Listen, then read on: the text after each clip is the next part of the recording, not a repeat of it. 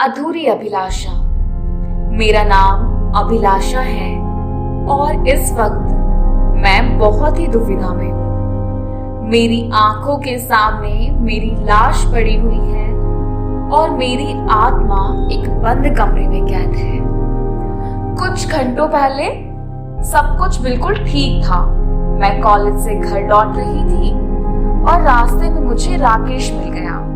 हम दोनों एक दूसरे के अच्छे दोस्त थे और अक्सर एक साथ घर जाया करते थे।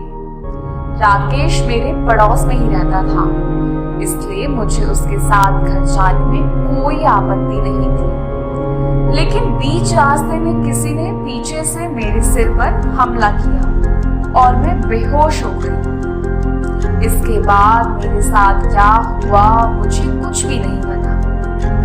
मेरी इस अजीबोगरीब कहानी को समझने के लिए आपको मेरे साथ कुछ घंटे पीछे चलना होगा। जनवरी के ठंड में लखनऊ की सड़कों पर गर्मा गर्म चाय पीने का अपना अलग ही मजा है। लेकिन उस दिन मुझे बहुत गुस्सा आ रहा था। अभिजीत ने मुझे ठीक 9 बजे पुराने बस स्टैंड पर बुलाया था, लेकिन 1 घंटे बाद भी उसका कोई अता पता नहीं था। मैं गुस्से में वहां से जाने वाली थी कि तभी पीछे से अभिजीत ने आकर मेरा हाथ पकड़ लिया और बोला, आई एम सॉरी यार, माँ ने नाश्ता किए बिना घर से आने नहीं दिया। मैंने गुस्से भरी नजरों से अभिजीत की तरफ देखा और फिर मेरी हंसी छूट पड़ी। मैं अभिजीत से बहुत प्यार करती थी और उससे ज्यादा देर तक गुस्सा नहीं रह सकती थी। ये बात अभिजीत को अच्छी तरह से पता थी, लेकिन वो मुझसे दूर दिल्ली में नौकरी करता था और हफ्ते भर की छुट्टी लेकर लखनऊ आया था। अब वो वापस दिल्ली जा रहा था और मेरे दिल की धड़कन तेज हो रही थी। तभी अभिजीत ने मुझे सीने से लगाया और बोला, तुम टेंशन मत लो, अगली बार जब छुट्टी में आऊंगा तो तुम्हें दुल्हन बनाकर अपने साथ ले जाऊंगा। मेरी आंखें नम हो चुकी थी। अभिजीत ने मेरा हाथ छुआ और बस में बैठ गया।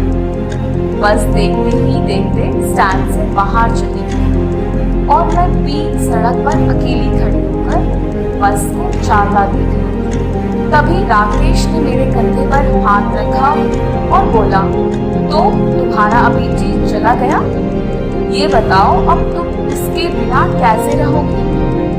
राकेश की बात सुनकर मुझे गुस्सा आ गया और मैंने कहा, तुम किसी से प्यार करते तो उससे अलग होने का दर्द अच्छी तरह से समझ पाते। इस तरह मेरा मजाक नहीं उड़ाते।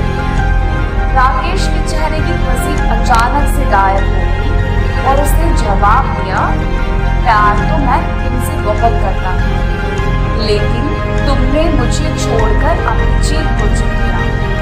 प्यार को होने का दर्द क्या होता है, ये मुझसे बेहतर कोई नहीं समझ सकता। इतना बोलकर राकेश वहां से चला गया। मुझे अपने गुस्से के ध्यान ही नहीं रहा, जाने अनजाने राकेश का दिल दुखा दिया था। राकेश और मैं एक ही कॉलेज में पढ़ते थे। मैंने उस दिन राकेश को पूरे कॉलेज में ढूंढा, लेकिन वो कहीं नजर नहीं आया। आखिरकार कॉलेज खत्म होने के बाद मैं घर लौट रही थी। तभी पुरानी सड़क पर राकेश एकदम से आया और बोला, अगर तुम्हारा गुस्सा शांत हो गया हो तो हम दोनों घर साथ चल सकते हैं।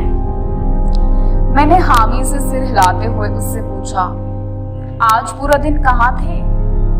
सुबह के लिए सॉरी। राकेश ने मुस्कुराते हुए कहा, अगर तुम मुझे चाय पिला दो तो मैं तुम्हारा सॉरी स्वीकार कर लूंगा। इसके बाद हम दोनों ने एक छोटी सी टी स्टॉल पर चाय पी और फिर घर की तरफ चल पड़े।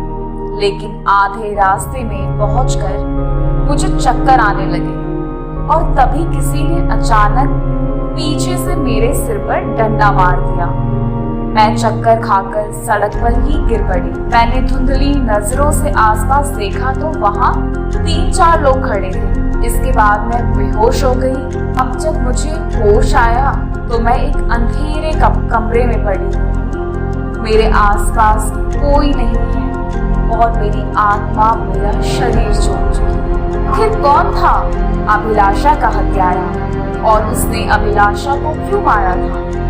राकेश के साथ क्या हुआ और क्या अभिजीत को अभिलाषा की मौत की खबर मिल पाएगी? जानेंगे इन सभी सवालों के जवाब वीडियो के अगले